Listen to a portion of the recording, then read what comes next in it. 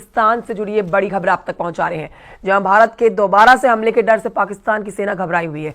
कई इलाके खाली करा दिए गए हैं, कई इलाकों में ब्लैकआउट रखा गया है देर रात तक।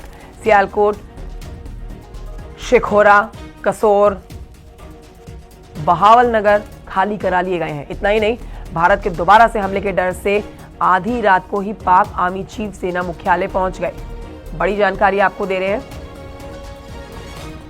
पाकिस्तान के अंदर डर देखा जा रहा है। पाकिस्तान की सेना डरी हुई है भारत के दोबारा अटैक करने को लेकर, और इसीलिए देखिए इलाके के इलाके खाली करा दिए जा रहे हैं पाकिस्तान की तरफ से।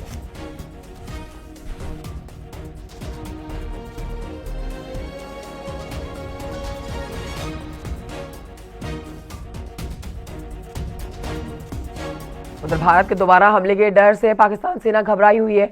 कल रात भारत के हमले के डर से रावलपिंडी में ब्लैकआउट रहा है। रावलपिंडी में अगले आदेश तक ब्लैकआउट रहने वाला है। रावलपिंडी में पाकिस्तान की सेना का मुख्यालय है।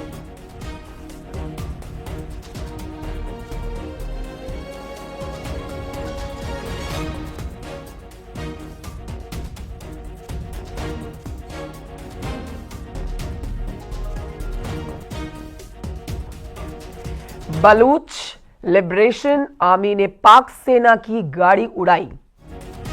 बड़ी जानकारी आपको दे रहे हैं। बलूच लिबरेशन आर्मी का हमला, 12 पाक सैनिक मारे गए हैं। मचकुंड इलाके में गश्त पर निकली पाकिस्तान सेना पर यह अटैक हुआ है।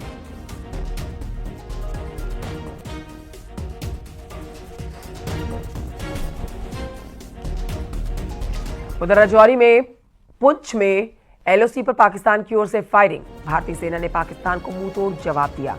जम्मू, कठुआ, सांबा, पुंछ, राजौरी में स्कूल बंद है।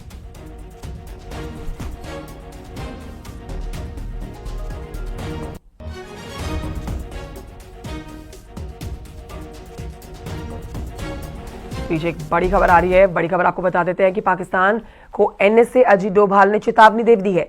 अजीत डोभाल ने कहा है कि भारत का इरादा आगे बढ़ने का नहीं है, लेकिन अगर पाकिस्तान की तरफ से कार्रवाई हुई तो हम देंगे मुंह तोड़ जवाब। एनएसए अजीत डोभाल ने कई देशों के एनएसए से बात की है। सेना के ऑपरेशन सिंदूर को लेकर बातचीत की गई है।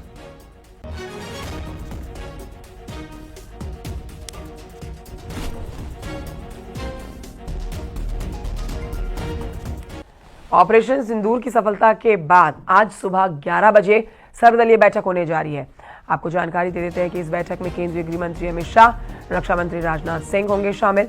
कांग्रेस से मल्लिकार्जुन खड़गे, राहुल गांधी होंगे शामिल। ऑपरेशन सिंदूर के बारे में विपक्षी नेताओं की जानकारी ली जाएगी और उनसे भी चर्चा की जाएगी।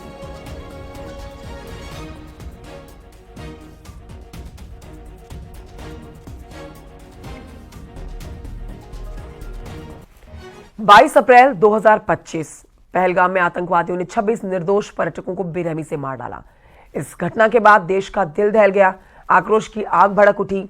हर हिंदुस्तानी के मन में एक सवाल था, बदला कब? और फिर भारत ने जवाब दिया। कल्पना से परे चुन चुनकर ऑपरेशन सिंदूर ने आतंकी कमर को तोड़ कर रख दिया। पीएम मोदी ने जो कहा वो करके दिखाया। देखिए रिपोर्ट। अब आतंकियों की बची खुची जमीन को भी मिट्टी में मिलाने का समय आ गया है। बिहार के मधुबनी में 24 अप्रैल को प्रधानमंत्री नरेंद्र मोदी ने दुनिया को 2 टूक संदेश दिया था। 7 मई 2025 की रात जब दुनिया सो रही थी, भारतीय वायुसेना ने ऑपरेशन सिंदूर के तहत पाकिस्तान और पीओके में 9 आतंकी ठिकानों को तबाह कर दिया। अब आतंकियों की बची खुची जमीन को भी मिट्टी में मिलाने का समय आ गया है। बहावलपुर, मुरीद के मुजफ्फराबाद और साथ ही कोटली जैसे आतंकी अड्डों पर सटीक कार्रवाई की गई और सटीक हमले हुए। जैश ए मोहम्मद और लश्कर ए तैयबा के सरगनाओं को निशाना बनाया गया। खबर है कि 90 से ज्यादा आतंकी ढेर हुए। ये सिर्फ बदला नहीं, भारत की आत्मा की पुकार थी। ये पहली बार नहीं हुआ था। 2016 में उरी हमले में 19 जवानों की शहादत के बाद भारत ने नियंत्रण रेखा पार कर सर्जिकल स्ट्राइक की। 2019 में पुलवामा में 40 जवानों की जान लेने वाले आतंकियों को बालाकोट एयर स्ट्राइक में सबक सिखाया। 16 फाइटर जेट्स ने पीओके में 15 किलोमीटर अंदर घुसकर जैश ए मोहम्मद के ठिकानों को नेस्तनाबूद कर दिया। और अब ऑपरेशन सिंदूर ने एक बार फिर साबित किया, भारत ना भूलता है और ना माफ करता है।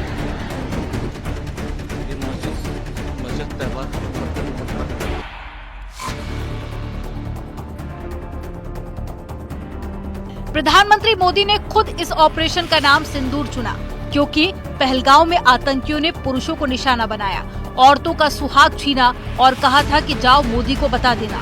आतंकियों का वो तंज ऑपरेशन सिंदूर ने चूर चूर कर दिया। ये बदला सिर्फ पहलगांव का नहीं, बल्कि उरी, पुलवामा और हर उस जख्म का हिसाब था जो आतंक ने भारत को दिया। ऑपरेशन सिंदूर भारत के उस अटल संकल्प का प्रतीक है जो आतंक को कभी माफ नहीं करता। प्रधानमंत्री मोदी ने मधुबनी में जो वादा किया उसे सेना ने पूरा किया। ये नया भारत है जो ना झुकता है ना रुकता है। Bureau report, news 18।